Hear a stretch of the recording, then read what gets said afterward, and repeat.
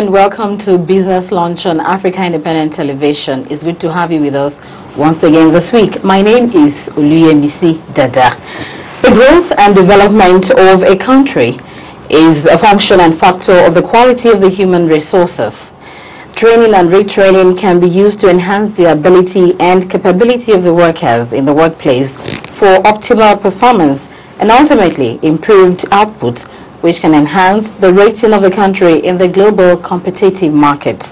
A business launch today, Wednesday, the 25th of August 2010. We shall be looking at human resources and its role in the organizational growth. Our guest today is an interesting man. He's a principal consultant of Ashton & Leighton Business Communications, a human resource development firm. I'm talking about Mr. Gbenga Adebija. You're welcome to the program. Thank you very much. Yeah. Knowing the importance of capacity development to the overall growth of an organization, how can an organization enhance the capacity of its workforce? Well, I think the first thing is recruitment. It all starts from the recruitment stage. It's important that a company determines for itself what kind of people do we want to work in our company.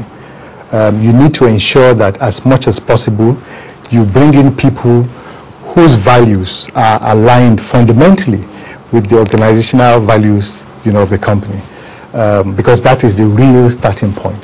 If you get that right, every other thing will fall into place.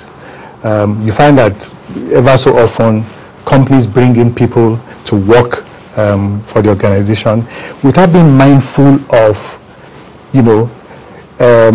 the alignment, the synchronization between the values of the person and the values of the organization. That is extremely, extremely important. Another factor is what kind of skills is the person bringing to the organization. You must ensure that as much as possible you identify that there's a gap within the organization which needs to be filled. There's no point bringing in people into the organization who are not going to add extra value to the organization. So skills is very important. What is also extremely important is the work environment itself. You must create an environment whereby it's enabling enough to help staff achieve their maximal levels of growth and productivity. So there are all kinds of factors which are interrelated, which are interwoven, but it's a very interesting issue. When you talk about values, can we have a breakdown? Because how would an organization determine that the value of a worker aligns with the value of the organization? Can we have a breakdown of that? That's why there's an art and science to recruitment.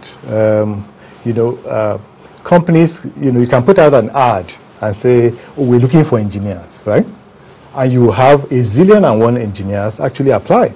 Now, if an organization decides that, well, all we need is an engineer, you are getting it wrong, because you need to go further to ask what kind of engineer. And I'm not talking about whether it's civil or mechanical or no. What kind of engineer is this person? That's when you look at the soft skills, hard worker, team player, someone who's passionate, who's committed. Those are the kind of things that... But if you have not tested the person, how do you determine that? Well, that's why I said there's an art and science to that. Okay. There are all kinds of psychographic tests which you can do to evaluate, the kind of person you are bringing into the organization. It's very detailed, but it's also quite important because, like I said, if you have a skills gap, you need an engineer. You can't bring in any kind of engineer. You have to bring in someone whose values, whose principles, whose philosophies align very closely with that of the organization and the objectives that you set for yourself as a company. Okay, now as an expert, which would you consider more important when considering someone for employment? Is it the skill or those values that you mentioned? There's a lot of debate about this. I personally fall on the side of attitudes. There's a management saying that your attitude determines your altitude. Your attitude determines your altitude. It's your attitude that will determine where and what you are going to achieve in life. So you can have someone who's massively skilled, everything about engineering, everything about IT or whatever, he knows or she knows everything, but the attitude is poor. Conversely, you could have someone who is just average,